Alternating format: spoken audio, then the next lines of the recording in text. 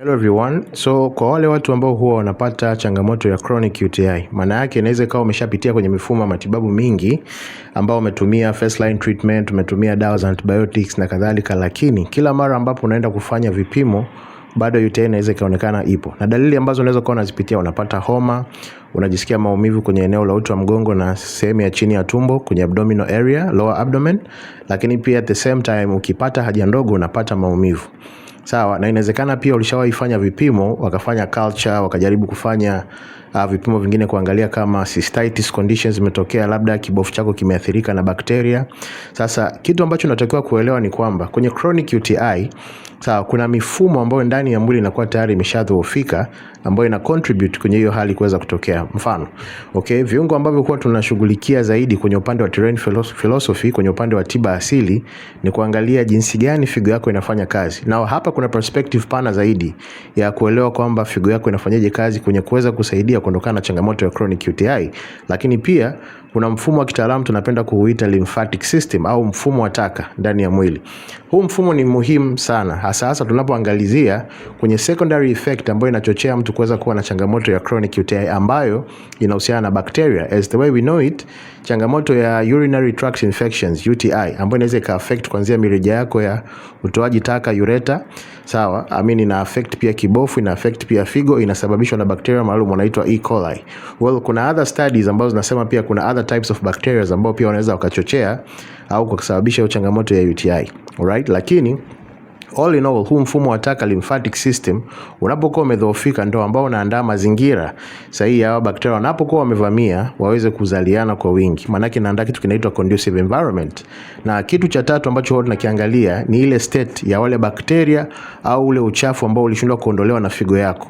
Sawa, unaweza kusababisha inflammation. Maana yake kama ni kile kibofu cha mkojo utaandago condition inaitwa cystitis. Maana yake ule ukuta wa ndani wa kibofu unavimba. Ukivimba hiyo condition tunaita cystitis.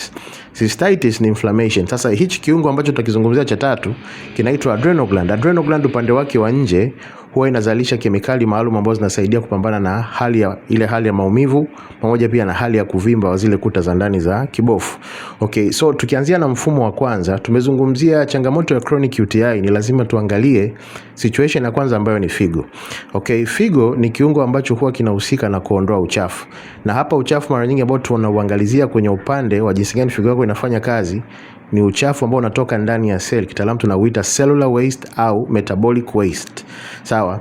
Huu uchafu mara nyingi kuna kipimo maalum ambacho huwa tunakifanya kipindi ambapo mtu ameshaundergo other types of treatment lakini bado matokeo hayajawa mazuri. Kipimo chenyewe ni chepesi sana, unafanyia physical examination ukiwa nyumbani, unachukua mkojo wako wa kwanza kabisa wa asubuhi, unaweka kwenye glasi, unafunika. Baada ya kufunika unahifadhi kwenye friji muda wa masaa 3. Sababu ya kuweka kwenye friji ni kwa sababu mkojo wako tunataka bado uwe fresh ili majibu ambayo utayaona pale yasiweze kuwa na mkanganyiko. Lakini unapoona kwamba mkojo wako hakuna sediments chini, maana yake mkojo unaweza kuwa umetoka lakini ni clear. That tells you kwamba figo yako kwenye kuondoa uchafu ambao unatakiwa kusanywe ambao unatoka ndani ya seli za binadamu, maana yake hautoki. That doesn't mean kwamba figo yako imefeli. Inaweza ikawa imeundergo kitu kinaitwa kidney clogging.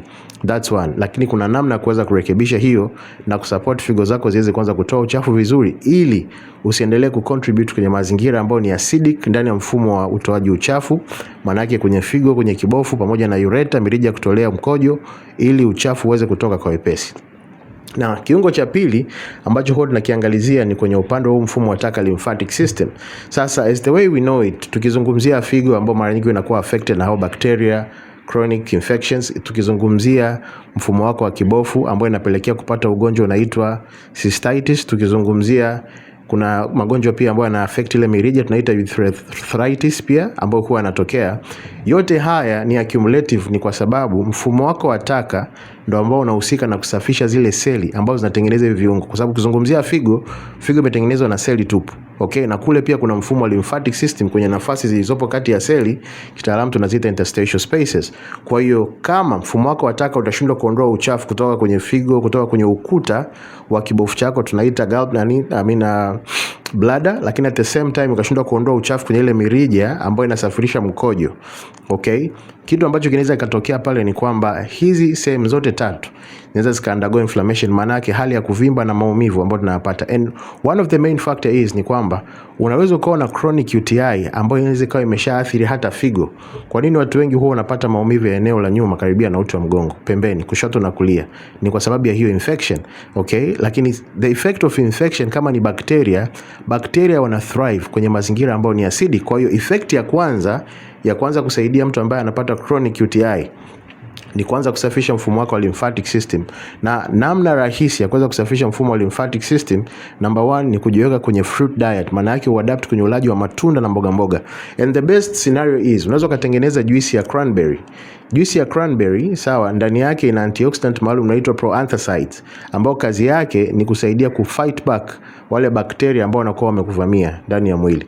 And kwa mimi kipindi ambacho nilikuwa naanza my specific practice, nilikuwa kwa mtu ambaye anakuwa na chronic UTI kwenye upande wa natural medicine, ulikuwa unamshauri tu tumia cranberry juice. Akitengeneza cranberry juice akinywa kwa muda wa siku 7 mpaka 21, UTI huwa inatoweka. Lakini ukishafikia kwenye chronic stage, maana yake umepitia matibabu ya hospitali, first line treatment, lakini bado UTI iko pale pale. The best adaptation sio hata hiyo cranberry juice. Kwenye upande wa terrain philosophy, utabidi utumie mitidawa ambayo inasafisha lymphatic system, inasafisha figo yako, lakini pia inasafisha hizi tezi juu ya figo kwa ajili ya kupambana na ile hali inflammation, hali ya kuvimba na maumivu ambayo unasikia kipindi ambapo unapata haja ndogo. Kwa hiyo tukiweza kurekebisha hapo and ukaja ukaadapt na hiyo juice na matunda mengine, itakusaidia kusafisha mfumo wako wa ndani na ukatumia mitidawa ambayo pia ni antiparasitic au E. coli. Kuna mimea ambayo pia huwa tunaitumia. Kwa mfano kuna mimea kama Cascara sagrada, unaweza kutumia black walnut hull. Hizi ni dawa za asili ambazo zinaweza kuwa na antiseptic na antiparasitic properties kwa ajili ya kuweza kuua bakteria waliokuvamia kwenye kizazi na mwisho siku kuondokana na huu ugonjwa. Well, perspective ya diet kwenye upande wa matunda, kuna section maalum kwenye page yetu ya kijani ambayo itakusaidia kuandaa specific diet plan ambayo itakusaidia kusafisha hiyo mifumo ya ndani, kuanzia mfumo wa taka, lymphatic system, figo, pamoja pia na hizo tezi juu ya figo. And mitidawa hii ambayo nimeizungumzia hapa inapatikana pia kwenye section yetu ya shop ndani ya Kijani Asili app. Karibu sana clinic kwa ajili ya msaada zaidi.